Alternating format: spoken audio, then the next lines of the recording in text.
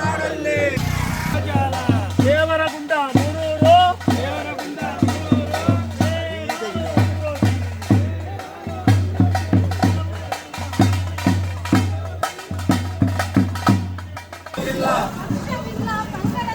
ಪಕ್ಷವಿಲ್ಲ ಪಂಗಡವಿಲ್ಲ. ಒಂದೇ ತಾಯ ಮಕ್ಕಳು ನಾವು, ಒಂದೇ ತಾಯ ಮಕ್ಕಳು ನಾವು. ಮಂಡೆ ಕೋಲಿನ ಹೆಮ್ಮೆಯ ಪುತ್ರರು, ಮಂಡೆ ಕೋಲಿನ ಹೆಮ್ಮೆಯ ಪುತ್ರರು. ಒಂದೇ ತಾಯ ಮಕ್ಕಳು ನಾವು, ಒಂದೇ ತಾಯ ಮಕ್ಕಳು ನಾವು. ಮಂಡೆ ಕೋಲಿನ ಹೆಮ್ಮೆಯ ಪುತ್ರರು, ಮಂಡೆ ಕೋಲಿನ ಹೆಮ್ಮೆಯ ಪುತ್ರರು.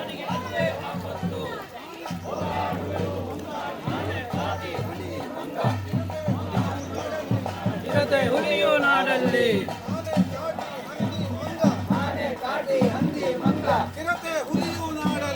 ಚಿರತೆ ಹುಲಿಯು ನಾಡಲ್ಲಿ ನಾಡು ಕಾಡು ಒಂದಾಯ್ತು, ನಾಡು ಕಾಡು ಒಂದಾಯ್ತು, ಮನುಷ್ಯರ ಬದುಕು ಗೋಳಾಯ್ತು.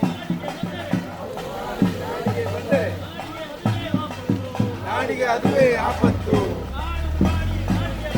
ಕಾಡು ಕಾಡಿ ನಾಡಿಗೆ ಬಂದರೆ ನಾಡಿಗೆ ಅದುವೇ ಆಪತ್ತು. ಆನೆ ಕಾಟಿ ಹಂದಿ ಮಂಗ, ಆನೆ ಕಾಟಿ ಹಂದಿ ಮಂಗ. ಕಾಡುಕೋಣಗಳು ಇವತ್ತು ತುಂಬಾ ಜನ ಯುವಕರು ಬೈಕಲ್ಲಿ ಹೋಗುವಾಗ ಸಡನ್ ಆಗಿ ಹಾರುವಂಥದ್ದು ಅಥವಾ ಬೇಲಿಯಿಂದ ಹೊರಗೆ ಹಾರುವಂಥದ್ದು, ಕೃಷಿಗಳನ್ನು ನಾಶ ಮಾಡುವಂಥದ್ದು, ನಮ್ಮ ಕಂಗಿನ ಗಿಡಗಳನ್ನು ತಿನ್ನುವಂಥದ್ದು, ಅದನ್ನು ಮಾಡಿದಂಥ ತರಕಾರಿಗಳನ್ನು ತಿನ್ನುವಂಥದ್ದು, ಇದನ್ನ ಮಾಡ್ತಾ ಇದ್ರು ಕೂಡ ಕಾಟಿಗಳಿಂದಲೂ ಕೂಡ ಸದ್ಯಕ್ಕೆ ನಮಗೆ ಇಲ್ಲಿ ಜೀವಕ್ಕೆ ಅಪಾಯ ಆಗಲಿಲ್ಲ. ಅದು ಆಗುವುದಕ್ಕೆ ಮೊದಲು ಇದನ್ನ ತಡೆಗಟ್ಟಬೇಕನ್ನೋದು ನಮ್ಮ ಬೇಡಿಕೆ. ಹಂದಿಗಳ ಗತಬಲಿ, ಕಾಡು ಹಂದಿಗಳು, ಮುಳ್ಳಂದಿಗಳು, ಯಾವ ಬೆಳೆಗಳು ಅದರಲ್ಲಿ ಅಳಿಲು, ಕನಿಲು, ಸಣ್ಣ ಮೃಗಗಳಿಂದ ಹಿಡಿದು ದೊಡ್ಡ ಕಾಡಾನವರೆಗೆ, ಹುಲಿಯವರೆಗೆ. ಹುಲಿ ಬಂದಿದೆ ಅಂತ ನಿಮಗೆ ಹೇಳುವಂಥದ್ದು ಬಿಟ್ಟರೆ ಕಂಡದಿಲ್ಲ. ಆದರೆ ಚಿರತೆಗಳು ಮಾತ್ರ ಎಲ್ಲಾ ಭಾಗದಲ್ಲಿ ಇದು ಹಚ್ಚಿ ಹೋಗಿವೆ. ನಿನ್ನೆ ಮೊನ್ನೆ 2 ಚಿರತೆಗಳು ದೇವಸ್ಥಾನದ ಬಳಿ ಇತ್ತು. ಅಂದ್ರೆ ಮುಂದಕ್ಕೆ ನಮ್ಮ ಮಕ್ಕಳನ್ನ ಮನೆಯ ಹೊರಗೆ ರಾತ್ರಿ ಹೊತ್ತಲ್ಲಿ ಕಳಿಸುವಂಥದ್ದು ಅಥವಾ ನಾವು ಒಂಟಿಯಾಗಿ ಈ ವಾಹನಗಳಲ್ಲಿ ಕಾಡು ಮೂಲಕ ಸಂಚರಿಸುವಂಥದ್ದು. ಬಹುತೇಕ ನಮ್ಮ ಭಾಗಗಳು ಕಾಡು ಮಧ್ಯೆ ಹೋಗುವಂತ ದಾರಿಗಳು ಇರುವಂತದ್ದು ಮಂಡಕೋಲಲ್ಲಿ ಎಲ್ಲ ಭಾಗಕ್ಕೆ. ಈಚೆ ಮಂಡಕೋರಿಂದ ಮರೂರಿಂದ ದೇವರಂಡಕ್ಕೆ ಹೋಗ್ಬೇಕಾದ್ರೂ ಕಾಡು ಮಧ್ಯದಲ್ಲಿ ಹೋಗಬೇಕು. ಇಲ್ಲಿ ಅಕ್ಕಪಾಡಿ ಕಲ್ಲಡಕ್ಕೆ ಹೋಗ್ಬೇಕಾದ್ರೂ ಅದು ಕಾಡು ಮಧ್ಯದಲ್ಲಿ ಹೋಗ್ಬೇಕು. ಈಚೆ ಬೆಳಗಲ್ಲಿಗೆ ಚಾಕೋಟಿಗೆ ಹೋಗ್ಬೇಕಾದ್ರೂ ಕಾಡು ಮಧ್ಯದಲ್ಲಿ ಹೋಗ್ಬೇಕು. ಇದು ಕುಂಡಪರೆ ಹೊಸಕ್ಲಿಗೆ ಹೋಗ್ಬೇಕಾದ್ರೂ ಕಾಡು ಮಧ್ಯದಲ್ಲಿ ಹೋಗ್ಬೇಕು. ಪಾತಿಕಲ್ಲು ಪುತ್ತಕ್ಕೆ ಹೋಗ್ಬೇಕಾದ್ರೂ ಕಾಡು ಮಧ್ಯದಲ್ಲಿ ನಾವು ಹೋಗ್ಬೇಕು. ಈಚೆ ಎಲ್ಲ ಬಿಟ್ಟು ನಾವು ಸುಳ್ಳೆಕ್ಕೆ ಹೋಗ್ಬೇಕಾದ್ರೂ ಕಾಡನ್ನು ದಾಟಿ ಹೋಗ್ಬೇಕು. ಯಾವ ಭಾಗದಿಂದ ನಮಗೆ ವನ್ಯಮೃಗಗಳ ದಾಳಿ ಅಥವಾ ಹಾವಳಿ ನಮಗೆ ಅಪಾಯ ಬರಬಹುದು ಅನ್ನೋಂಥದ್ದನ್ನ ನಮಗೆ ಇನ್ನೂ ಕೂಡ ಕಲ್ಪನೆ ಮಾಡ್ಲಿಕ್ಕೆ ಆಗ್ತಿಲ್ಲ. ಯಾಕಂದ್ರೆ ಇವತ್ತು ಅದು ಸರ್ವವ್ಯಾಪಿಯಾಗಿದೆ. ಗ್ರಾಮದ ಎಲ್ಲ ಭಾಗದಲ್ಲಿದೆ. ಅದರಂತೂ ನಮ್ಮ ಗ್ರಾಮದಲ್ಲಂತೂ ಬಹುತೇಕ ಇವತ್ತು ಆನೆ ದಾಳಿಗೆ ಸಿಕ್ಕಿ ನರಳಿದವರು ಮಂಡಕೂರು ಗ್ರಾಮರಂತೂ ನಾವು ಹೇಳಲಿಕ್ಕೆ ತುಂಬಾ ಬೇಜಾರಾಗ್ತಾ ಇದೆ. ಮುಂದಿನ ಹಂತವನ್ನು ನಾವು ಆಲೋಚನೆ ಮಾಡಬೇಕಾಗಿದೆ. ಎಲ್ಲರೂ ತಮ್ಮ ತಮ್ಮ ಅಭಿಪ್ರಾಯಗಳನ್ನು ಹಾಗೂ ಸಹಕಾರಗಳನ್ನು ಕೊಡಬೇಕಾಗಿ ಅಪೇಕ್ಷಿಸ್ತಾ ಇದ್ದೇನೆ. ಎಲ್ಲರೂ ತಮ್ಮ ತನುಮನದ ಧನಗಳಿಂದ ಈ ಒಂದು ಕಾರ್ಯಕ್ರಮ ಹಾಗೂ ನಮಗೆ ಬೇಕಾದಂತಹ ಸೌಕರ್ಯ ಅಧಿಕಾರಿಗಳಿಂದ ಸಿಕ್ಕುವವರೆಗೆ ಅಥವಾ ಕಾಡು ಪ್ರಾಣಿಗಳ ಉಪದ್ರವವನ್ನು ತಡೆಗಟ್ಟುವಲ್ಲಿ ಮಾಡುವಂತಹ ಕರ್ತವ್ಯವನ್ನು ಮಾಡದಿದ್ದರೆ ಇದನ್ನು ಇನ್ನು ಅನಿವಾರ್ಯವಾಗಿ ಪುನಃ ಮುಂದೂಡಬೇಕಾಗ್ತದೆ, ಮಾಡಿಕೊಂಡು ಹೋಗಬೇಕಾಗ್ತದೆ. ರೈತರಿಗೆ ಮಾತ್ರ ಸಂಬಂಧಪಟ್ಟದಲ್ಲ. ಬಹುಶಃ ಬಹಳಷ್ಟು ಕೂಲಿ ಕಾರ್ಮಿಕರು ಇರ್ಬೋದು ಅಥವಾ ಬೇರೆ ಬೇರೆ ಉದ್ಯೋಗಗಳು ಇರ್ಬೋದು. ಅವರು ಕೂಡ ಇಲ್ಲಿಂದ ಬೆಳಿಗ್ಗೆ ಹೊರಟವರು ಬೆಳಿಗ್ಗೆ ಚಾಕೋಟೆ ಬೇಗಂತಬಲ ಇರ್ಬೋದು ಅಥವಾ ಎತ್ತಲ್ಪಾಡಿ ಇರ್ಬೋದು ಅಥವಾ ಕಲ್ಲಡ್ಕ ಪರಪ್ಪ ಇರ್ಬೋದು ಅಥವಾ ಕೇನಾಜಿ ಇರ್ಬೋದು. ಇಲ್ಲಿಗೆ ಬರುವವರು ಕೂಡ 6 ಗಂಟೆ ಒಳಗೆ ಮನೆಗೆ ತಲುಪುವಂತ ವ್ಯವಸ್ಥೆ. ಏಕಂತ ಹೇಳಿದ್ರೆ ಅವರು 8 ಗಂಟೆ 7 ಗಂಟೆ ಉದ್ಯಮಿಗಳು ಅಥವಾ ಏನು ಕಾರ್ಮಿಕರಿದ್ದಾರೆ ಅವರು ಕೆಲಸವನ್ನು ಮುಗಿಸಿ ಮನೆಗೆ ಬರುವಂತ ಸಂದರ್ಭ ಇಲ್ಲ. ಏಕೆಂತ ಹೇಳಿದ್ರೆ ಉದಾಹರಣೆಗೆ ಮೊನ್ನೆ ಜಾಲಸೂರಿನಲ್ಲಿ ನಾನು ನಮ್ಮ ಪವರ್ ವೀಡರ್ ಕೆಲಸ ಮಾಡುವಲ್ಲಿಗೆ ಹೋಗಿದ್ದೆ. ಅವರು ಗುಡ್ಡಪಾರೆಯವರು. ನಾನು ಹೋದಾಗ ನನ್ನ ಕೆಲಸ ನಿಮಿತ್ತ ಹೋದಾಗ 6 ಗಂಟೆಗೆ ಬಾಗಿಲು ಆಗ್ತಾ ಇದ್ದಾರೆ. ನಾನು ಕೇಳಿದೆ, ಅಣ್ಣ ನೀವು 6 ಗಂಟೆಗೆ ಬಾಗಿಲಾಕಿ ನಿಮ್ಗೆ ಕೆಲಸ ವೇಸ್ಟ್ ಆಗುದಿಲ್ಲ ಅಂತ ಕೇಳಿದೆ. ಅವ್ರು ಹೇಳಿದ್ರು, ಅಣ್ಣ ಸ್ವಲ್ಪ ಆನೆ ಬರ್ತದೆ ಏನು ಬೇಗ ಪೊಪ್ಪೆ ಅಂತ ಹೇಳಿ. ನೋಡಿ, ಅವ್ರಿಗೆ 3 ಗಂಟೆ ಕೊನೆ ಪಕ್ಷ 6ರಿಂದ ಒಂದು 8 ಗಂಟೆ ಕೆಲಸ ಮಾಡುವಂತ ವ್ಯಕ್ತಿಯವರು ಆ ಆನೆಗೆ ಹೆದರಿ ಬೇಕಾಗಿ ತನ್ನ ಕೆಲಸವನ್ನು ಮೊಟಕುಗೊಳಿಸಿ ಅವರು ಮನೆಗೆ ಬರುವಂತ ಪರಿಸ್ಥಿತಿ. ಆಗ ಎಷ್ಟು ಭಯಭೀತರಾಗಿ ಈ ಒಂದು ಜನ ಕೆಲಸ ಮಾಡ್ತಾರೆ ಅಂತ ಹೇಳುವಂತ ಅನಿವಾರ್ಯತೆಯನ್ನು ನಾವು ಗಮನಿಸಬೇಕಾಗ್ತದೆ. ಅದೇ ರೀತಿ ನಮ್ಮ ಎಲ್ಲ ರೈತರು ಕೂಡ ಎಲ್ರಿಗೂ ಅನುಭವ ಇದೆ. ನಾವೆಲ್ಲರೂ ಕೂಡ ಬಹಳಷ್ಟು ಸವಾಲಿನ ಮಧ್ಯೆ ಬದುಕುತ್ತಿರುವವರು. ಒಂದು ಕಡೆ ಅತಿವೃಷ್ಟಿಯ ಹಾವಳಿ, ಅತಿವೃಷ್ಟಿ, ಒಂದು ಕಡೆ ಅನಾವೃಷ್ಟಿ. ಅತಿವೃಷ್ಟಿಯಿಂದಾಗಿ ನಾವು ಎಲ್ಲ ಅಡಿಕೆ ತೋಟದವರು ಬರರೋಗವನ್ನು ಅನುಭವಿಸಿ ನಮ್ಮ ಇಡೀ ಅಡಿಕೆ ಅಂಗಳ ತುಂಬುವಂತ ಅಡಿಕೆ ಅರ್ಧ ಅಂಗಳ ತುಂಬುವಂತ ಪರಿಸ್ಥಿತಿಯನ್ನು ನಾವು ಕಂಡಿದ್ದೇವೆ. ಒಟ್ಟು ಇತ್ತೀಚಿನ ದಿನ ಹೋರಾಟದಲ್ಲಿ ಗಮನಿಸಿದ ಪ್ರಕಾರ ಯುವ ಪೀಳಿಗೆ ಅದಕ್ಕೆ ಪ್ರವೇಶ ಕೊಡ್ತಾ ಇಲ್ಲ. ಮುಂದೆ ನಮ್ಮ ಬದುಕನ್ನು ಕಟ್ಟಿಕೊಳ್ಳುವ ನಿಟ್ಟಿನಲ್ಲಿ ಕೂಡ ಚಿಂತನೆ ನಡೀತಾ ಇಲ್ಲ. ಅದರ ಹಿಂದೆ ಅದು ನಡೀತಾ ಇತ್ತು. ಇವತ್ತು ಅತಿಯಾದ ವಿದ್ಯಾಭ್ಯಾಸವಿದೆ, ಉನ್ನತ ಪದವಿ ಇರ್ಬೋದು, ಸೋಷಿಯಲ್ ಮೀಡಿಯಾದಂಥ ವ್ಯವಸ್ಥೆ ಇರ್ಬೋದು, ಬೇರೆ ಎಲ್ಲವೂ ಇದ್ದರು. ಸ್ವಾವಲಂಬಿ ಬದುಕು ಕಟ್ಟಿಕೊಳ್ಳುವಂಥದ್ರಲ್ಲಿ ನಾವು ಹಿಂದೇಟ ಹಾಕ್ತಾ ಇದ್ದೇವೆ. ಈ ನಿಟ್ಟಿನಲ್ಲಿ ನಾವು ಇವತ್ತಿನ ಹೋರಾಟದ ಒಟ್ಟು ಭವಿಷ್ಯ ನೋಡಿದಾಗ ಯೂತ್ ಬರ್ತಾ ಇಲ್ಲ. ಯಾಕೆ ಇರಬಹುದು ಅಂದರೆ ನಮ್ಮ ಚಿಂತನೆ ಅವರಿಗೆ ಗೊತ್ತಾಗ್ತಾ ಇಲ್ಲ, ಹಿರಿಯರ ಚಿಂತನೆ ಅವರಿಗೆ ಅರಿವಾಗ್ತಾ ಇಲ್ಲ. ಹಾಗಿರುವಾಗ ಮಾತ್ರ ಆ ಒಂದು ಸಮಾಜ ಅಥವಾ ಆ ಊರನ್ನು ಡೆವಲಪ್ಮೆಂಟಿಗೆ ಮಾಡಲಿಕ್ಕೆ ಸಾಧ್ಯ. ಈ ದೃಷ್ಟಿಯಲ್ಲಿ ಶಿರಾಡಿ ಗ್ರಾಮದ ಗುಂಡ್ಯದಲ್ಲಿ ಆಗಿದ್ದಂಥ ನಮ್ಮ ಎಸ್ ಸಂಗಾರ್ ಶಾಸಕರು ಸೀತಾರಾಮ್ ಜಾಲ್ಸೂರ್ ಅವರ ಅಧ್ಯಕ್ಷತೆಯಲ್ಲಿ ಪಕ್ಷಾತೀತವಾಗಿ ಕ್ರಿಶ್ಚಿಯನ್ ಧರ್ಮಗುರುಗಳು, ಬೇರೆ ಬೇರೆ ಜಾತಿ, ಬೇರೆ ಬೇರೆ ಪ್ರಮುಖರ ಮಧ್ಯದಲ್ಲಿ ಇದಕ್ಕೊಂದು ಹೋರಾಟ ಸಮಿತಿ ಆಗಬೇಕು ಎಂದು ಗುಂಡ್ಯದಲ್ಲಿ ಇಲ್ಲ. ಅನಂತಾಶಿಷರ ಹೆಗಡೆ, ಸಂಜಯ್ ಗುಬ್ಬೆಯವರು ದಾರಿ ತಪ್ಪಿಸಿ ಮಾನ್ಯ ಮುಖ್ಯಮಂತ್ರಿ ಯಡಿಯೂರಪ್ಪರ ಸಿಗ್ನೇಚರ್ ಹಾಕಿಸ್ಕೊಂಡಂಥದ್ದನ್ನು ಆಮೇಲೆ ಯೋಗೀಶ್ವರ್ ಮತ್ತು ನಮ್ಮ ಡಿ ವಿ ಸದಾನಂದಗೌಡರು ಮುಖ್ಯಮಂತ್ರಿ ಆಗುವ ಇರುವಂಥ ಸಂದರ್ಭದಲ್ಲಿ ಅದನ್ನು ಈ ಹೋರಾಟದ ಪಕ್ಷಾತೀತ ನಿಲುವು ಹೋರಾಟ, ಎಲ್ಲ ಧರ್ಮಗುರುಗಳು ಸ್ವಾಮೀಜಿಗಳ ಹೋರಾಟದ ಶಕ್ತಿಯನ್ನು ನೋಡಿ ತಕ್ಷಣ ತಡೆ ಹಿಡಿದು ಬಿಟ್ಟರು. ಆ ಸಂದರ್ಭದಲ್ಲಿ ನಮಗೆ ಹೇಳಿದರು, ತಡೆ ಹಿಡಿದ ಕಾಪಿಯನ್ನು ಕೂಡ ಮಲೆನಾಡು ಜನಹಿತ ರಕ್ಷಣಾ ವೇದಿಕೆಗೆ CCF ಇಂದ ನಾವು ಪಡ್ಕೊಂಡಿದ್ದೇವೆ, ಇದೆ ನನ್ನ ಹತ್ರ. ಆದ್ದರಿಂದ ಯಾವುದನ್ನು ತಡೆ ಹಿಡಿಯಲಿಕ್ಕೆ ಆಗುವುದಿಲ್ಲ ಎಂಬುದೇನಿಲ್ಲ. ಪಕ್ಷಾತೀತವಾಗಿ, ಜಾತ್ಯತೀತವಾಗಿ ಒಗ್ಗಟ್ಟಿನಲ್ಲಿ ಹೋರಾಟ ಮಾಡಿದರೆ ಸರಕಾರದ ಯಾವುದೇ ಸುತ್ತುವಲೆಯನ್ನು ತಡೆ ಹಿಡಿಬಹುದು ಎಂಬ ಉದಾಹರಣೆ ಮಲೆನಾಡು ಜನಹಿತ ರಕ್ಷಣಾ ವೇದಿಕೆ ಸಂಘಟನೆ ಪಡ್ಕೊಂಡಿದೆ, ಮಾಡಿ ತೋರಿಸಿದೆ. ಅದೇ ಸಂದರ್ಭದಲ್ಲಿ ಸಕಲೇಶ್ಪುರದಿಂದ ಯೋಗೀಶ್ವರ ಸಚಿವರು ಬರುವಂತ ಸಂದರ್ಭದಲ್ಲಿ ಅಲ್ಲಿಯ ಡೋಂಗಿ ಪರಿಸರವಾದಿಗಳು ತಡೆಗಟ್ತಾರೆ. ಇದು ಪೀಠಿಗೆ ಹೇಳ್ತಾನೆ, ಯಾಕಂದ್ರೆ ಈ ಹೋರಾಟಕ್ಕೆ ಒಂದು ನಿಲುವು ಬೇಕು, ಉದ್ದೇಶ ಬೇಕು, ಅಂತ್ಯ ಬೇಕು. ಆ ದೃಷ್ಟಿಯಲ್ಲಿ ನಾನು ಇದನ್ನು ಉಲ್ಲೇಖ ಮಾಡ್ತಿದ್ದೇನೆ. ಅವ್ರು ಏನು ಹೇಳಿದ್ದಾರೆ ಅಂದ್ರೆ, ನಾವು ನಮ್ಮ ಗ್ರಾಮದಲ್ಲಿರುವಂತ ರೈತರು ನಾವು ನಮ್ಮ ಜಾಗವನ್ನು ಬಿಟ್ಟು ಕೊಡ್ತೇವೆ, ನಮಗೆ ಅದಕ್ಕೆ ಬೇಕಾದ ಮೌಲ್ಯ ಕೊಡಿ ಅಂತ ಹೇಳಿ. ಇಲ್ಲಿ ಇರ್ಬೋದು ಒಂದಿಷ್ಟು ಪರಿಸರವಾದಿಗಳು ಅಂತ ಹೇಳಿಸಿಕೊಳ್ಳುವಂತ ಡೋಂಗಿ ಪರಿಸರವಾದಿಗಳು ದಾರಿ ತಪ್ಪಿಸ್ತಾರೆ, ಮೌಲ್ಯ ಕೊಡ್ತಾರೆ ಅಂದ್ರೆ ಬರೆದು ಕೊಡ್ತಾರೆ.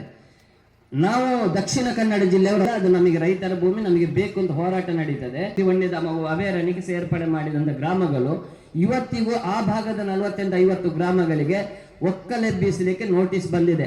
ಕದೀಂ ಪಟ್ಟದಾರನ್ನು ಮಾತ್ರ ಕನ್ಸರ್ನ್ ಮಾಡಿ ನೀವು ಬಂದು ಮುಖ್ಯ ಅರಣ್ಯ ಸಂರಕ್ಷಣಾಧಿಕಾರಿ ನ್ಯಾಯಾಲಯದಲ್ಲಿ ಮಾತ್ರ ನೀವು ನಿಮ್ಮ ಬೇಡಿಕೆ ಇಡಬೇಕು ಅಥವಾ ತಕರಾರು ಇದ್ರೆ ಮಂಡಿಸಬೇಕು ಅಂತೇಳಿ ನೋಟಿಸ್ ಅನ್ನು ಮಾಡಿರ್ತಾರೆ. ಅಲ್ಲಿ ನಿಮ್ಮ ಅಕ್ರಮ ಸಕ್ರಮ ಇರಬಹುದು ಅಥವಾ 1070 ನಂತರ ಬಂದಿರುವಂತ ಯಾವುದೇ ದರ್ಕಸ್ ಪಟ್ಟೆಗಳಲ್ಲಿ ಕನ್ಸಿಡರ್ ಮಾಡಲಿಲ್ಲ. ಈಗಾಗಲೇ ಅವರು ಆತಂಕದಲ್ಲಿದ್ದಾರೆ. ₹1 ಬಿಡಿ ಕಾಸು ಕೊಡದೆ ಇಡೀ ಭೂಮಿಯನ್ನು ಕಳ್ಕೊಂಡು ಬೀದಿಗೆ ಬರುವಂತ ಪ್ರಮೇಯ ನಿರ್ಮಾಣ ಆಗಿದೆ. ಆದ್ದರಿಂದ ನಾವು ಹೋರಾಟ ಗಟ್ಟಿಯಾದ ರೀತಿಯಲ್ಲಿ ನಿಲ್ಲದಿದ್ರೆ ಒಂದು ಅದಾದ್ರೆ ಆಮೇಲೆ ಅದು ತಡೆ ಆಯಿತು. ಅದರದ್ದೇ ಪರಿಣಾಮ ಇನ್ನೊಂದು, ನಮ್ಮ ದುಡುಪೆಗೆ ಹೋಗಿದ್ದೆ ಮೊನ್ನೆ. ಜೋಸೆಫ್ ಎಂಬವರ ಭೂಮಿ ಹಕ್ಕುಪತ್ರ ರದ್ದು ಮಾಡಿ ಸರ್ಕಾರ, ಆಗಿನ ಅರಣ್ಯ ಇಲಾಖೆ ಆಗಲಿ ಕಂದಾಯ ಇಲಾಖೆ ಆಗಲಿ ₹1 ಬಿಡಿ ಕಾಸು ಕೊಡದೆ ದಾಳಿಯಾದ ಸಂದರ್ಭದಲ್ಲಿ ಅದನ್ನು ಓಡಿಸಲಿಕ್ಕೆ ಕೋವಿ ಕೊಟ್ಟಿದ್ದಾರೆ. ಅಂದ್ರೆ ಇತ್ತೀಚೆಗೆ ಕಾನೂನು ಅವನಿಗೆ ಗೊತ್ತಿಲ್ಲ ಏನಾಗಿದೆ ಅಂತೇಳಿ. ಹೌದಾ, ನಾನು ಹೇಳಿದ್ರೆ ಅದು ಕಟ್ಟು ಕತೆ ಆಗ್ತದೆ. ನಾನು ಅಲ್ಲಿಂದ ಒಬ್ರು ಫಾರೆಸ್ಟ್ಗೆ ಫೋನ್ ಮಾಡ್ತೇನೆ, ಮಾಡಿ ಲೌಡ್ ಸ್ಪೀಕರ್ ಇಡ್ತೇನೆ. ಸ್ವಾಮಿ ನನಗೋಸ್ಕರ 10 ನಿಮಿಷ ಟೈಮ್ ಕೊಡಬೇಕು ಅಂತ ಹೇಳ್ತೇನೆ. ಆಯಿತು ಅಂತ ಹೇಳಿದರು ಕಾನೂನು ಮಾಹಿತಿಗೆ. ನಾನು ಹೇಳಿದ್ದೆ ಅವರಿಗೆ, ನೋಡಿ ನಾನು ನನ್ನ ಮನೆಗೆ, ನನ್ನ ತೋಟಕ್ಕೆ ಆನೆ ದಾಳಿ ಆಗಿದೆ, ನನ್ನ ಹತ್ರ ಕೋವಿ ಇದೆ, ಅಥವಾ ಕೋವಿ ಇಲ್ಲ, ಏನು ಮಾಡಬೇಕು? ಅವ್ರು ಹೇಳಿದರು, ಕೋವಿ ಇದ್ರೆ ನೀವು ಅದನ್ನು ಮುಟ್ಟುವಾಗಿಲ್ಲ. ಮತ್ತೆ ಈಗ ಹೊಸ ಕಾನೂನು ಬಂದಿದೆ, ಏನು, ನೀವು ನಮಗೆ ಲೋಕಲ್ RF ಅವರಿಗೆ ಇನ್ಫಾರ್ಮೇಶನ್ ಕೊಡಬೇಕು. ಕೊಟ್ಟ ಮೇಲೆ ನಾವು ಬರ್ತೇವೆ, ಬಂದು ಫೋಟೋ ತೆಗೆದು ಅದನ್ನು ಎಂತ GPS ಗೊತ್ತಿಲ್ಲ, ಒಟ್ಟು ಫೋಟೋ ತೆಗೆದು DF ಗೆ ಕಳಿಸ್ತಾರೆ. ಆಮೇಲೆ ಅಲ್ಲಿಂದ ಲೈಕ್ ಬರ್ತದೆ, ಆಮೇಲೆ ಅದನ್ನು ಗಾಳಿಗುಂಡು ಹೊಡೆದು ಅವರ ಕೋವಿಯಲ್ಲಿ ಗಾಳಿಗುಂಡು ಹಾರಿಸ್ತಾರೆ ಅಥವಾ ಪಟಾಕಿ ಹಾರಿಸ್ತಾರೆ. ಆಮೇಲೆ ಆ ಸೌಂಡಿಗೆ ಅದು ಕಾಡಿಗೆ ಹೋಗ್ತದೆ. ಎಲ್ಲಿಗೆ? ನಮ್ಮ ಬೌಂಡ್ರಿಯ ಪಕ್ಕದ ಕಾಡಿಗೆ ಅಲ್ಲಿ ನಿಲ್ತದೆ ಅದು ಹೋಗಿ, ಅಂದ್ರೆ ನಿಮ್ಮ ಗಡಿ ಗುರುತಿನ ಪಕ್ಕದಲ್ಲಿ. ಆಮೇಲೆ ಅಲ್ಲಿ ನಿಂತ ಮೇಲೆ ಓಡಿಸ್ಬೇಕಲ್ಲ, 1 ಕಿಲೋಮೀಟರ್ ಅಥವಾ ದೂರ. ಇಲ್ಲ, ಅದು ಇಲ್ಲ, ನಮಗೆ ಕಾನೂನಲ್ಲಿದೆ ಅರಣ್ಯ ಕೃಷಿ ಭೂಮಿಯಿಂದ ಮಾತ್ರ ಓಡಿಸ್ಲಿಕ್ಕಿರುವಂಥದ್ದು. ಅರಣ್ಯ ಭೂಮಿಯಲ್ಲೇ ಓಡಿಸಬಾರದು. ಓಡಿಸಿದ್ರೆ ನಮಗೆ ನಾಳೆ ಸಸ್ಪೆಂಡ್ ಆಗ್ತೇವೆ, ಕೆಲಸ ಇಲ್ಲದೆ ಕಳ್ಕೊಳ್ತೇವೆ. ಹೇಗೆ? ಯಾರಾದರೂ ವೈಷಮ್ಯದಿಂದ ನಾವು ಅರಣ್ಯಕ್ಕೆ ಹೋದದ್ದನ್ನು ನಾವು ಹೀಗೆ ಓಡಿಸುವಂತ ದೃಶ್ಯ ಕಂಡು ಫೋಟೋ ತೆಗೆದಲ್ಲಿ ನಮ್ಮ ಮೇಲೆ ಕಾನೂನು ಕ್ರಮ ಆಗ್ತದೆ. ಆಗ ನಾನು ಹೇಳಿದೆ, ಹಾಗಾದ್ರೆ ಅರಣ್ಯ ಭೂಮಿಯಲ್ಲಿದ್ದರೆ ಓಡಿಸುವಾಗಿಲ್ಲ, ನಿಮ್ಮ ಪಟ್ಟೆ ಲ್ಯಾಂಡ್ ಅಲ್ಲಿದ್ದರೆ ಓಡಿಸ್ಬೋದು. ಸರಿ. ಇನ್ನೊಂದು ಹಾಗೆ ಇದರ ಬಗ್ಗೆ ಯಾಕೆಂದ್ರೆ ಇವರಿಗೆ ಅರ್ಥ ಆಗಬೇಕು ಅಂತ ನಿಮಗೊಂದು ಪ್ರಶ್ನೆ ಕೇಳ್ತಿರೋದು. ಇನ್ನೊಂದು, ನಾನು ಪಂಚಾಯತ್ ರಸ್ತೆಯಲ್ಲಿ ಹೋಗ್ತಾ ಇದ್ದೇನೆ. ಪಂಚಾಯತ್ ರಸ್ತೆಯಲ್ಲಿ ಹೋಗ್ತಾ ಇರುವಾಗ ನಾನು ಆನೆ ಕಂಡಿತ್ತು, ರಸ್ತೆ ಮಧ್ಯ ಇದೆ. ಏನು ಮಾಡಬೇಕು? ನೀವು ಬೈಕ್ ನಿಲ್ಲಿಸಬೇಕು. ನಿಲ್ಲಿಸಿದ ಮೇಲೆ ಅದು ಹೋಗುವ ತನಕ ಕಾಯಬೇಕು. ಆಮೇಲೆ ಹಿಂಬದಿಯಿಂದ ಹೋಗ್ಬೋದು. ಸರಿ, ಅದರ ಜಾಗ ಯಾವುದು? ಅರಣ್ಯ. ಪಂಚಾಯತ್ ರಸ್ತೆ 312 ಫೀಟ್ ಅದರ ಜಾಗಕ್ಕೆ ನಿಂತಿತ್ತು. ಮತ್ತೆ ಹಿಂಬದಿಯಿಂದ ಹೋಗಿ. ನಾನು ಹೇಳೋದು, ಕಾನೂನಲ್ಲಿದೆ. ಈಗ 15 ಲಕ್ಷ 20 ಲಕ್ಷನ ಕೊಡ್ತಾರೆ. ಈಗ ಪಟ್ಟೆ ಲ್ಯಾಂಡು ರಸ್ತೆಯಲ್ಲಿ ನಮ್ಮನ್ನು ಕೊಂದು ಹಾಕಿದ್ರೆ 20 ಲಕ್ಷ 10 ಲಕ್ಷ ಸಿಗ್ತದೆ. ಅದರ ಜಾಗ ಅಂದ್ರೆ ಅರಣ್ಯ, ಅದರ ಜಾಗದಲ್ಲಿ ಕೊಂದ್ರೆ ಸಿಗುದಿಲ್ಲ. ಈಗ ಅದರ ಜಾಗದಲ್ಲಿ ನಿಂತು ನನ್ನ ಜಾಗಕ್ಕೆ ಸೊಂಡಿಲಲ್ಲಿ ಹಾಕಿ ಅದರ ಜಾಗಕ್ಕೆ ಹೊಡೆದಾಕಿದ್ರೆ ದುಡ್ಡಿಲ್ಲ ನನಗೆ. ಏನ್ ಕಾಣ್ರಿ ಕಾನೂನು ಇದು? ಇಷ್ಟು ವಿಪರ್ಯಾಸ ಕಠಿಣವಾದ 420 ಕಾನೂನಿದೆ. ಈ 420 ಅಧಿಕಾರಿಗಳು 420 ಕಾನೂನು ಮಾಡುವಾಗ ನಮ್ಮ ಜನಪ್ರತಿನಿಧಿಗಳಿಗೆ ಅರ್ಥ ಆಗುವುದಿಲ್ವಾ? ಆಗಿಯೂ ಸುಮ್ಮನಿದ್ದಾರ ಏನು ಅಂತ ಒಂದು ಒಳಗಿನ ಪ್ರಶ್ನೆ, ವೈಯಕ್ತಿಕ. ಆದ್ದರಿಂದ ನೋಡಿ, ಇಷ್ಟು ಬಿಗಿದೆ. ಆದ್ದರಿಂದ ನಿಮಗೆ ಹೇಳ್ಬೋದು, ಪೊಟಾಸ್ ಕೊಡ್ತೇವೆ, ಅದು ಕೊಡ್ತೇವೆ, ಇದು ಕೊಡ್ತೇವೆ. ಇಲ್ಲ, ನಂಬಬೇಡಿ, ಕೊನೆ ಬಿಗಿ ಆಗ್ತದೆ. ಇನ್ನೊಂದು, ಬೇಟೆ ಸಂಸ್ಕೃತಿ ನಾನು ಪ್ರತಿಪಾದಿಸ್ತೇನೆ. ಬೇಟೆ ಆಡಲೇಬೇಕು. ಕಾನೂನು ಬಾಹಿರ ಇರ್ಬೋದ್ರಿ, ಅದು ನಮ್ಮ ಸಂಸ್ಕೃತಿ. ನೀವು ಯಾವುದೇ ಭಾರತೀಯ ಇತಿಹಾಸದಲ್ಲಿ ಬೇಟೆ ಆಡುವಂತ ಪದ್ಧತಿ ನೋಡಿ. ಇದನ್ನ ಯಾಕೆ ಅವರ ಮೇಲೆ ಸೆಕ್ಷನ್ ಹಾಕಲಿಲ್ಲ? ಚಿರತೆ ಮೊಳ ತಿಂತದೆ, ಹುಳಿ ಜಿಂಕೆ ತಿಂತದೆ, ಅದನ್ನೇ ಕೇಸ್ ಹಾಕಬಹುದಲ್ಲ ಇವರಿಗೆ? ಅದಕ್ಕೆ ಬೇರೆ ವ್ಯವಸ್ಥೆ ಮಾಡ್ಬೋದಲ್ಲ? ಚಿರತೆ ಬೇರೆ, ಹುಳಿ ಬೇರೆ, ಅದು ಮಾಡ್ತಾ ಇದ್ದಾರೆ. ಈಗ ನಮ್ಮ ಚಾರ್ಮಾಡಿಯಲ್ಲಿಂದ ಶಿರಾಡಿಯ ಶಿಶಿಲ ತನಕ ಕಾಳಿಂಗ ಸರ್ಪ ಯೋಜನೆಗೆ ಪ್ರಾರಂಭ ಆಗಿದೆ. ಇನ್ನು ಈಚೆ ನೋಡಿದೆ, ಮೊನ್ನೊಂದು ಇದಕ್ಕಿದ್ದ ಮೈದಕ್ಕಲ್ಲಿ ಮೆಡಿಕಲ್ ಪ್ಲಾಂಟೇಶನ್. ಏನು? ಪಶ್ಚಿಮ ಘಟ್ಟದಲ್ಲಿ ಗಿಡಮೂಲಿಕೆಗಳಿದೆ, ಆದ್ದರಿಂದ ಈ ಗ್ರಾಮಗಳ ಮೆಡಿಕಲ್ ಪ್ಲಾಂಟೇಶನ್ ತಯಾರಿಕೆ. ಎಷ್ಟು? ಇಡೀ ಪಶ್ಚಿಮ ಘಟ್ಟ ಸಂಪೂರ್ಣ. ಗಡಿ ಗುರುತು ಯಾವುದು? ಗಡಿ ಗುರುತು ಗ್ರಾಮವೇ ಗಡಿ ಗುರುತು. ಬರ್ತಾಯಿತು ಗಜನನ ಲಾರಿ, ಅದರಲ್ಲಿ 2-3 ಲೋಡುಗಳು ತೆಂಗಿನಕಾಯಿ ಹೋಗ್ತಾ ಇತ್ತು. ಅಲ್ಲಿಂದ 2-3 ಲೋಡುಗಳು ಅವರದ್ದೇ ತೆಂಗಿನಕಾಯಿ ಹೋಗ್ತಾ ಇತ್ತು.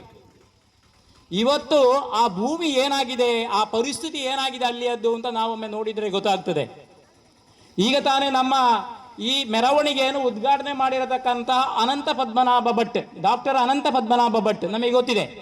ಅವರು ಕಾಸರಗೋಡಿನ ಹಿರಿಯ ವೈದ್ಯರು. ಈ ಒಟಾರಕ್ಕೆಲ್ಲ ನಮಗೆ ಇದ್ದದ್ದು ಕಾಸರಗೋಡು ನರ್ಸಿಂಗ್ ಹೋಮ್. 80ರ ದಶಕದಲ್ಲಿ ಇದ್ದದ್ದು ಬಹಳ ಪ್ರಸಿದ್ಧವಾದಂತಹ ಆಸ್ಪತ್ರೆ ಅಂತೇಳಿ ಕಾಸರಗೋಡು ನರ್ಸಿಂಗ್ ಹೋಮ್. ಅಲ್ಲಿ 3 ಮಂದಿ ಡಾಕ್ಟರು, ಅದರಲ್ಲಿ ಒಬ್ಬರು ನಮ್ಮ ಮಂಡೆಕೋಲು ಗ್ರಾಮದ ಹಿರಿಯ ವೈದ್ಯರಾಗಿರತಕ್ಕಂತಹ ಅನಂತ ಪದ್ಮನಾಭ ಭಟ್ರು, ಮೂಳೆ ತಜ್ಞರು. ಇಡೀ ಕಾಸರಗೋಡು ಮತ್ತು ಈ ಭಾಗಕ್ಕೆಲ್ಲ ಪ್ರಸಿದ್ಧಿಯನ್ನು ಪಡೆದವರು. ಬಹಳಷ್ಟು ವರ್ಷಗಳ ಕಾಲ ಅಲ್ಲಿ ಸೇವೆಯನ್ನು ಸಲ್ಲಿಸಿ ಕೊರೋನಾದ ಸಮಯಕ್ಕೆ ಅವರು ಇಲ್ಲಿಗೆ ಬಂದದ್ದು. ಕೊರೋನಾದ ಸಮಯಕ್ಕೆ ಅವರು ಮತ್ತೆ ಅವರ ಊರಿಗೆ ಬಂದಿದ್ದಾರೆ, ಅವರು ಎರಕಲ್ಪಾಡಿಗೆ ಬಂದಿದ್ದಾರೆ. ನೀವು ಆಲೋಚನೆ ಮಾಡಿ ಒಂದು ಈ ಗ್ರಾಮೀಣ ಪ್ರದೇಶದಲ್ಲಿ ನಾವು ಹುಟ್ಟಿ ಬೆಳೆದು ಇನ್ನಲ್ಲಿಯೇ ಒಂದಿಷ್ಟು ಸಮಯ ನಾವು ನಮ್ಮ ಸೇವೆಯನ್ನು ಸಲ್ಲಿಸಿ ಮತ್ತೆ ನಾವು ನಮ್ಮ ವೃದ್ಧಾಪ್ಯದಲ್ಲಿ ನಮ್ಮ ಈ ಹಳೆಗೂಡನ್ನೇ ನಾವು ಸೇರಿಕೊಳ್ತೇವೆ. ನಮಗೆ ಹೆಮ್ಮೆ ಇದೆ, ನಾವು ಹುಟ್ಟಿದ ಊರು, ನಾವು ಹುಟ್ಟಿದ ಮನೆ, ನಾವು ಹುಟ್ಟಿದ ನಾಡು, ನಮಗೆ ಹೆಮ್ಮೆ ಇದೆ, ಇಲ್ಲಿ ಬದುಕಬೇಕು ಅಂತ. ಆ ಕನಸನ್ನು ಕಂಡು ಪದ್ಮನಾಭ ಭಟ್ರು ಪುನಃ ಎರಕಲ್ಪಾಡಿಯನ್ನು ಸೇರಿಕೊಂಡಿದ್ದಾರೆ. ಅವರಿಗೆ ಕಾಸರಗೋಡಲ್ಲಿ ದೊಡ್ಡ ಬಂಗ್ಲೆ ಇದೆ, ಮಂಗಳೂರಲ್ಲಿ ಇದೆ, ಅಲ್ಲಿ ಎಲ್ಲ ಇದೆ. ಆದ್ರೆ ಅದನ್ನೆಲ್ಲ ಬಿಟ್ಟು ಪುನಃ ಅವರು ಎರಕಲ್ಪಾಡಿಗೆ ಮಂಡೆಕೋಲಿಗೆ ಬಂದಿದ್ದಾರೆ. ಇಲ್ಲಿ ಏನೋ ನಮ್ಮ ನಿವೃತ್ತಿ ಜೀವನವನ್ನು ಚೆನ್ನಾಗಿ ನಡೆಸಬೇಕು, ಸಂತೋಷದಲ್ಲಿ ಇರಬೇಕು ಅಂತ ಹೇಳುವಂಥ ನಿಟ್ಟಿನಲ್ಲಿ ಬಂದಿದ್ದಾರೆ. ಈಗ ಅವರ ಆ ಭೂಮಿಯನ್ನು ನೋಡಿ, ಆ ಪರಿಸರವನ್ನು ನೋಡಿದರೆ ನಮಗೆ ಬೇಸರ ಆಗ್ತದೆ, ಕಣ್ಣೀರು ಬರ್ತಾ ಇದೆ. ಯಾರಿಗೂ ಕೂಡ ಅಂತಹ ಸ್ಥಿತಿ ಬರಬಾರದು. ಅವರಿಗೆ ಊಟಕ್ಕೆ ಏನು ಸಮಸ್ಯೆ ಇಲ್ಲ, ಜೀವನಕ್ಕೆ ಏನು ಸಮಸ್ಯೆ ಇಲ್ಲ. ಅವರು ವೈದ್ಯರಾಗಿ ಬಹಳಷ್ಟು ಕಾಲ ಸೇವೆ ಸಲ್ಲಿಸಿದವರು. ಆದರೆ ತನ್ನ ಕೃಷಿ ಭೂಮಿ ಎಂಬ ನೆಲೆಯಲ್ಲಿ ಅಲ್ಲಿಗೆ ಬಂದಿದ್ದಾರೆ. ಈ ಕೃಷಿ ಭೂಮಿ ನಮಗೆ ಬರೇ ಒಂದು ಆರ್ಥಿಕವಾದಂತಹ ನಮ್ಮ ಸ್ಥಿತಿಯನ್ನು ಹೋಗಲಾಡಿಸಲಿಕ್ಕೆ ಮಾತ್ರ ಅದು ಇರುವುದಲ್ಲ. ಅದು ಒಬ್ಬ ಕೃಷಿಕನಾದವನಿಗೆ ತಾನು ನಟ್ಟಂತಹ ತನ್ನ ಗಿಡಗಳಿರ್ಬೋದು, ಮರಗಳಿರ್ಬೋದು, ಅವನು ಬೆಳೆಸಿದಂತಹ ಹೊಲ ಇರ್ಬೋದು, ಅವರಲ್ಲಿಂದ ಆ ಭೂಮಿಯನ್ನೇ ಬಿಟ್ಟು ಹೋಗಿದ್ದಾರೆ. ಅಲ್ಲಿ ಈಗ ತೋಟವೂ ಇಲ್ಲ, ತೆಂಗೂ ಇಲ್ಲ, ಏನು ಕೃಷಿ ಬೆಳೆ ಇಲ್ಲ. ಅವರ ಮನೆ ಎಲ್ಲ ಹುಡಿಯಾಗಿ ಹೋಗಿದೆ. ಭೂಮಿ ಅರಣ್ಯವಾಗಿದೆ, ಭೂಮಿಯೇ ಅರಣ್ಯವಾಗಿ ಹೋಗಿದೆ. ಅಂತಹ ಸ್ಥಳಗಳು ಸಾಕಷ್ಟು ಇವೆ. ಪೆರ್ದೋಡಿ ಶಿವರೂರಾಯರ ಭೂಮಿ ಬಹಳಷ್ಟು ಇದೆ. ಅದು ಕೂಡ ಅದೇ ಪರಿಸ್ಥಿತಿಯಾಗಿದೆ. ಅಲ್ಲಿ ಕಲ್ಲಡ್ಕ ನೋಡಿ ನೀವು, ಪೆರಾಜೆ ಕಲ್ಲಡ್ಕ ಭಾಗದ ರಾಧಾಕೃಷ್ಣ ಹೆಬ್ಬಾರ್ರವರ ಆ ಭೂಮಿ ನೋಡಿ, ಎಲ್ಲ ಹುಡಿಯಾಗಿದೆ. ಅಲ್ಲಿ ಮಾತ್ರ ಅಲ್ಲ, ಬರೇ ತಪ್ಪಲಲ್ಲಿರತಕ್ಕಂತಹ ಪ್ರದೇಶದಲ್ಲಿ ಮಾತ್ರ ಅಲ್ಲ, ಮಂಡೆಕೋಲಿನ ಪೇಟೆಯಲ್ಲಿಯೂ ಕೂಡ ಇವತ್ತು ಆನೆಗಳು ನಡೆದುಕೊಂಡು ಹೋಗ್ತಾ ಇವೆ, ಮಾರ್ಚ್ ಪಾಸ್ಟ್ ಮಾಡ್ತಾ ಇವೆ. ಇದನ್ನೆಲ್ಲ ನೋಡಿಕೊಂಡು ನಾವು ತಣ್ಣೀರನ್ನು ತಣಿಸಿ ಕುಡಿತಾ ಇದ್ದೇವೆ. ನಾವು ಮಂಡೆಕೋಲಿನವರು ಕೂಡ ಈ ಭಾರತದ ಮಣ್ಣಿನಲ್ಲಿ ಜನಿಸಿದವರು. ನಾವು ಪ್ರಜಾಪ್ರಭುತ್ವ ವ್ಯವಸ್ಥೆಯ ಒಳಗೆ ಇರತಕ್ಕಂತಹ ನಾವು ಕೇವಲ ಸೂಚನೆ ಮಾತ್ರ ಇದೆ. ಅಧಿಕಾರಿಗಳಿರ್ಬೋದು, ಆಳುವವರಿರ್ಬೋದು, ಎಲ್ಲರಿಗೂ ಕೂಡ ಬಹಳ ತಾಳ್ಮೆಯಿಂದ ನಾವು ಈ ವಿಚಾರವನ್ನು, ನಮಗೆ ಈ ಭೂಮಿಯಲ್ಲಿ, ನಮಗೆ ಈ ಗ್ರಾಮದಲ್ಲಿ ಉಳ್ಕೊಳ್ಳಿಕ್ಕೆ ಸಾಧ್ಯ ಆಗದೆ ಇರತಕ್ಕಂತಹ ಪರಿಸ್ಥಿತಿ ಬಂದೊದಗಿದೆ. ಹಾಗಾಗಿ ನಾವೆಲ್ಲ ಎಚ್ಚೆತ್ತುಕೊಂಡಿದ್ದೇವೆ. ನಮ್ಮ ಈ ಬೇಡಿಕೆ ಏನಿದೆ, ಇವತ್ತು ಆನೆಗಳು ಇಡೀ ಮಾರ್ಚ್ ಪಾಸ್ಟ್ ಮಾಡ್ತಾ ಇದೆ. ಕಾಟಿಗಳು, ಕಾಡು ಹಂದಿಗಳು, ಏನೋ ಇನ್ನಿತರ ಸಣ್ಣ ಮೃಗಗಳೆಲ್ಲ ಇವೆ. ಎಲ್ಲವೂ ಕೂಡ, ಹುಲಿಗಳು, ಚಿರತೆಗಳು ಎಲ್ಲವೂ ಇದೆ. ಎಲ್ಲವೂ ಕೂಡ ನಮ್ಮನ್ನು ಬಂದು ಮುತ್ತುವ ರೀತಿಯಲ್ಲಿ ಇದೆ. ಅಡಿಕೆ ಸಸಿಗಳು ಮೇಲೆದ್ದು ಬರುತ್ತವೆ. ನಾವಿಲ್ಲಿ ಇವತ್ತು ಈ ಹೋರಾಟ ಯಾವುದೇ ಇಲ್ಲಿ ಇರುವ ಅಧಿಕಾರಿ ವರ್ಗದವರ ಮೇಲೆ ಹೋರಾಟ ಅಲ್ಲ. ಯಾಕೆಂದ್ರೆ ಇಲ್ಲಿರುವ ಅರಣ್ಯ ಇಲಾಖೆ ಅಧಿಕಾರಿಗಳು ಅವರು ಬೇಕಾದಷ್ಟು ನಮಗೆ ಸ್ಪಂದನ ಮಾಡಿ ಅವರಿಂದ ಏನು ಸಾಧ್ಯವಾಗ್ತದೆ ಅಷ್ಟು ಶ್ರಮಿಸ್ತಾ ನಮ್ಮ ಕಷ್ಟ ನೋವುಗಳಿಗೆ ಸ್ಪಂದನೆ ಕೊಡ್ತಾ ಬಂದಿದ್ದಾರೆ. ಅವರ ಬಗ್ಗೆ ಬೇರೆ ಏನು ನಮಗೆ ಬೇಸರ ಇಲ್ಲ. ಆದರೆ ಇದು ಸರ್ಕಾರದ ಗಣನೆಗೆ ತರಿಸುವ ಕೆಲಸ ಈ ನಮ್ಮ ಅಧಿಕಾರಿ ವರ್ಗದವರು ಮಾಡಬೇಕು. ಅದು ಕಾಡು ಪ್ರಾಣಿಗಳು ಮತ್ತೆ ಅರಣ್ಯ ಅಂತ ಹೇಳಿದ ಕೂಡಲೇ ಅದು ಕೇವಲ ರಾಜ್ಯ ಸರ್ಕಾರಕ್ಕೆ ಮಾತ್ರ ಅಲ್ಲ, ಕೇಂದ್ರ ಸರ್ಕಾರಕ್ಕೂ ಬರ್ತದೆ. ಎರಡೂ ಸರ್ಕಾರಕ್ಕೂ ನಮ್ಮ ಅಧಿಕಾರಿ ವರ್ಗದವರು ನಮ್ಮ ಅಳಲನ್ನು, ನಮ್ಮ ನಷ್ಟವನ್ನು ಅವರಿಗೆ ಮನವರಿಕೆ ಮಾಡುವಂತೆ, ಅಥವಾ ನಮ್ಮ ಉಸ್ತುವಾರಿ ಸಚಿವರಿಗೆಲ್ಲ ಮನವರಿಕೆ ಮಾಡುವಂತೆ ನಮಗೆ ನಮ್ಮ ಅರಣ್ಯ ಇಲಾಖೆ ಅಧಿಕಾರಿಗಳು ಒಂದು ಸ್ಪಂದನೆ ಮಾಡಿಕೊಡ್ಬೇಕು ಅಂತ ನಾನು ಈ ಮೂಲಕ ಕೇಳಿಕೊಳ್ತಿದ್ದೇನೆ. ಈಗ ಕಾಡು ಪ್ರಾಣಿ ಹಾವಳಿಗಳಲ್ಲದೆ ನಮ್ಮ ಅಡಿಕೆ, ತೆಂಗುಗಳಿಗೆ, ಕಾಳು ಮೆಣಸುಗಳಿಗೆ ಎಲೆ ಏನು ಮಂಡೆಕೋಲಿನ ಜನತೆ ಒಂದು ಏನು ನಾವು ಸಹನಾ ಮೈಗಳು ಎಂದರೂ ತಪ್ಪಾಗಲಾರದು. ಇಷ್ಟು ವರ್ಷಗಳಿಂದ ಈ ಒಂದು ಕಾಡು ಪ್ರಾಣಿಗಳ ಉಪಟಳದಿಂದ ಬೇಸತ್ತು. ಆದರೂ ಏನು ನಾಳೆ ಸರಿ ಆಗ್ಬೋದು, ಇಂದು ಸರಿ ಆಗ್ಬೋದು, ನಾಳೆ ಸರಿ ಆಗ್ಬೋದು ಎನ್ನುವ ದೃಷ್ಟಿಯಲ್ಲಿ ದಿನ ನುಗ್ಗುತ್ತಲೇ ಬಂದಿದ್ದೇವೆ. ಇನ್ನು ನಮಗೆ ಸಹಿಸುವ ಶಕ್ತಿ ಇಲ್ಲ. ವನ್ಯಮೃಗಗಳ ಹಾವಳಿಯ ವಿರುದ್ಧ ನಾವು ಒಂದು ಪ್ರತಿಭಟನೆ ಮಾಡ್ತಾ ಇದ್ದೇವೆ ಅಂತ ಹೇಳಿದ್ರೆ ಎಲ್ಲ ಪ್ರತಿಭಟನೆ ಮಾಡ್ತಾ ಇದ್ದೇವೆ. ಆದ್ರೆ ಇದರ ಬಗ್ಗೆ ಸಹ ಪ್ರತಿಭಟನೆ ಮಾಡುವಂತ ಒಂದು ದಿನ ಬರ್ತದೆ ಅಂತ ಹೇಳಿದ್ರೆ ಇದು ನಾವೆಲ್ಲರೂ ಯೋಚನೆ ಮಾಡುವಂತ ವಿಷಯ ಅಂತ ಹೇಳಲಿಕ್ಕೆ ನಾನು ಇಷ್ಟಪಡ್ತಾ ಇದ್ದೇನೆ. ಸುಮಾರು 4 ವರ್ಷಗಳ ಹಿಂದೆ ಇಲ್ಲಿ ಶುಭಕರ್ ಬೊಳಕಲ್ ಅವರ ಮಿಸಸ್ ಗೀತಾಂಜಲಿ ಅವರು ಬರುವಾಗ ಡೆಂಜುಗುರಿಯಲ್ಲಿ ಅವರ ಕಾರಿನ ಮೇಲೆ ಕಾಡಾನೆ ದಾಳಿ ಮಾಡ್ತದೆ. 4-5 ವರ್ಷಗಳಿಂದ ನಾನು ಮತ್ತೆ ನನ್ನ ಯಜಮಾನರು ಬೈಕಲ್ಲಿ ಸಂಜೆ 5 ಗಂಟೆ ಹೊತ್ತಿಗೆ ಪಾತಿಗಲ್ಲಿಗೆ ಹೋಗ್ತಾ ಇರುವಾಗ 7 ಆನೆಗಳು, ನಾವು ಆನೆಗಳ ಹತ್ರವೇ ಹೋಗಿ ಗಾಡಿ ನಿಲ್ಲಿಸಿ, ನಮಗೆ ಗೊತ್ತೇ ಇಲ್ಲ ಮಾತಾಡ್ಕೊಂಡು ಹೋಗುವಾಗ 7 ಆನೆಗಳು ಅಡ್ಡದಾಡ್ತಾ ಉಂಟು. ಮೊನ್ನೆ 10 ದಿವಸಗಳ ಹಿಂದೆ ನನ್ನ ಮಗ ಡ್ಯೂಟಿ ಮುಗಿಸಿ ರಾತ್ರಿ 11 ಗಂಟೆಗೆ ಬರುವಾಗ ರೋಡಲ್ಲಿ ಚಿರತೆ ಉಂಟು. ಬಹುಶಃ ಇಂಥ ಪರಿಸ್ಥಿತಿಯಲ್ಲಿ ನಾವಿದ್ದೇವೆ ಅಂತ ಹೇಳ್ತೇವೆ. ಯಾಕೆಂದ್ರೆ ಈ ಹೋರಾಟ ಯಾಕೆ ಅನ್ನುವಂಥದ್ದು ಎಲ್ಲರ ಮನಸ್ಸಲ್ಲಿ ಇರ್ಬೋದು. ಈಗಾಗಲೇ ನಮ್ಮ ಸುದರ್ಶನ್ ಪಾಟಿಕಲ್ ಅವರು ಹೇಳಿದ್ರು 80% ಸಹಾಯಧನವನ್ನು ಕೊಡಬೇಕು ಅಂತ. ಆದ್ರೆ ನಮ್ಮ ಬೆಳೆ ಎಲ್ಲ ಎಲೆಚುಕ್ಕಿ ರೋಗ, ಹಳದಿ ರೋಗ, ಹೀಗೆ ಇನ್ನಿತರ ರೋಗ ಜೊತೆಗೆ ಈ ಆನೆಗಳ ಹಾವಳಿ, ಕಾಡು ಪ್ರಾಣಿಗಳ ಹಾವಳಿಯಿಂದ ಎಲ್ಲ ನಾಶ ಆಗಿ ಹೋಗಿದೆ. ಹಾಗಾಗಿ ನಮಗೆ 80% ಅನ್ನು ಕೂಡ ಕೊಡುವಂತದಲ್ಲ, 20% ಅನ್ನು ಕೂಡ ನಮಗೆ ಭರಿಸಲು ಸಾಧ್ಯ ಆಗ್ತಾ ಇಲ್ಲ. ಹಾಗಾಗಿ 100% ಸಹಾಯಧನವನ್ನ ರೈತರಿಗೆ ನೀಡಿ ಸೋಲಾರ್ ಬೇಲಿಯನ್ನ ಅಳವಡಿಸಬೇಕು ಅಂತ. ಇನ್ನೊಂದು, ಮಂಗಗಳ ಹಾವಳಿ ತಡೆಯಲು ಅವುಗಳಿಗೆ ಸಂತಾನಹರಣ ಶಸ್ತ್ರಚಿಕಿತ್ಸೆ ಹಾಗೂ ಪ್ರತ್ಯೇಕವಾಗಿ ಮಂಕಿ ಪಾರ್ಕ್ ನಿರ್ಮಿಸಬೇಕು ಅಂತ. ನೆರೆಯ ನಮ್ಮ ಕೇರಳ ರಾಜ್ಯದಲ್ಲಿ ಮಂಗಗಳ ಹಾವಳಿ ತಡೆಯಲು ಮಂಗಗಳ ಸಂತಾನಹರಣ ಶಸ್ತ್ರಚಿಕಿತ್ಸೆ ಆಗ್ತದೇ ಇದೆ ಅಂದ್ರೆ ನಾವು ಇಲ್ಲಿ ಯಾಕೆ ಆಗುದಿಲ್ಲ? ಅಡೂರು ನಮ್ಮ ಗಡಿ ಭಾಗದನ್ನ ಹಂಚಿಕೊಂಡದ್ದು, ಅಲ್ಲಿ ಅರಣ್ಯ ಇಲಾಖೆ ಸೂಕ್ತ ಕ್ರಮವನ್ನು ಕೈಗೊಳ್ತಾ ಇದೆ. ಯಾಕೆ ಇಲ್ಲಿ ಆಗುದಿಲ್ಲ? ಕರ್ನಾಟಕದಲ್ಲಿ ಬೇರೆ ಅಲ್ಲ.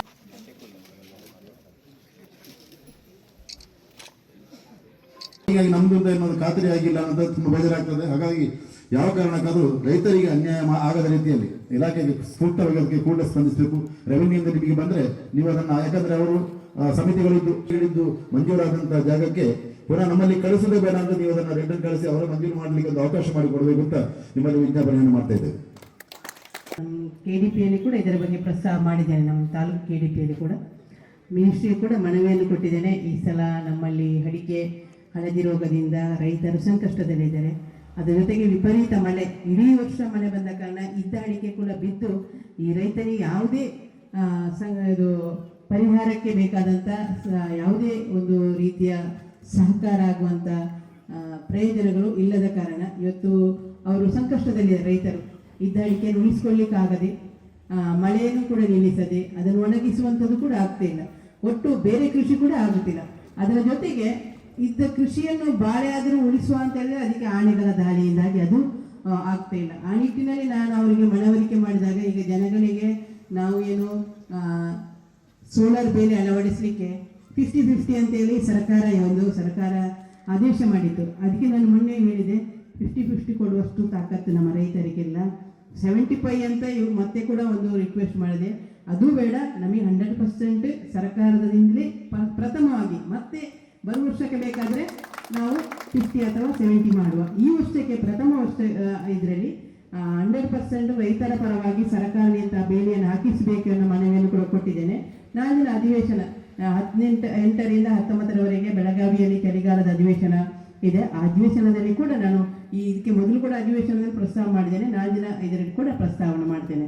ಅಧಿಕಾರಿಗಳು ಅವರಿಗೆ ಎಷ್ಟು ಪ್ರಯತ್ನ ಮಾಡ್ತಾರೆ ಅವರು ಕೂಡ ಹೇಳಿದ್ದೇನೆ, ಎಲ್ಲ ಲೆಟ್ರನ್ನು ನೀವು ರೆಡಿ ಮಾಡಿಕೊಡಿ, ರೈತರ ಪರವಾಗಿರುವಂಥ ನಿರ್ಧಾರಗಳನ್ನು ಕೈಗೊಂಡು ಮಾಡಿ ಅಂತಲೂ ಕೂಡ ಹೇಳಿದ್ದೇನೆ. ಅದಕ್ಕೆ ಅವರು ಒಪ್ಪಿಕೊಂಡಿದ್ದಾರೆ. ಆ ರೀತಿಯ ಅವರ ಕಡೆಯಿಂದಲೂ ಮನವಿಗಳು ಬರುವಂಥದ್ದನ್ನು ಮಾಡ್ತಿದ್ದಾರೆ. ಒಟ್ಟು ನಾವು ಈಗಾಗಲೇ 3 ಬೇಡಿಕೆ ಹೇಳಿದ್ದೇವೆ. ಒಂದು, ಆನೆಗಳನ್ನು ಓಡಿಸುವಂಥದ್ದು ಕಷ್ಟ, ಯಾಕಂದರೆ ಆನೆ ಸಂತತಿಗಳು ಈಗ ಜಾಸ್ತಿ ಆಗ್ತಾ ಬಂದಿದೆ. ಮೊನ್ನೆ ಪೇಪರ್ ನೋಡಿದರೆ 20-25 ಮರಿಗಳು ಒಟ್ಟಿಗೆ ಹೋಗುವಂಥದ್ದನ್ನು ನೋಡಿದ್ದೇವೆ.